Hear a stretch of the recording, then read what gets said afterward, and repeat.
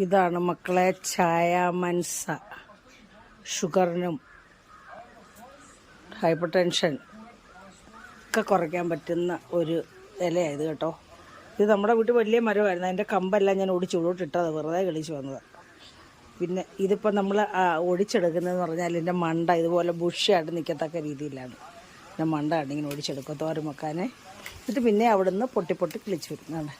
ഇത് മണ്ട ഇലയാണ് നമ്മളെടുക്കുന്നത്, കിളിർന്നല്ല.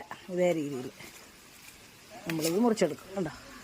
ആരും എന്നോട് ചോദിച്ച് ചായാമൻസയുടെ തോരൻ ഒരു പ്രാവശ്യം കാണിച്ചപ്പം അതെന്തുവാണോ ഒന്ന് കാണിച്ചു കൊടുക്കണം. ഇതൊക്കെ ആദ്യം പണ്ട് എനിക്ക് വിചാരിച്ചിരുന്നത് ഇത് കടലാമണക്കിൻ്റെ മരമായിരിക്കുന്നു. പക്ഷെ അല്ല, വളരെയേറെ ഔഷധ ഗുണമുള്ള ഒരു ചീരയാണ്. അപ്പോൾ അതുകൊണ്ട് ഈ ഒരു ഇതിനകത്ത് ഞാൻ ഇതിപ്പം ഇങ്ങെടുക്കുക.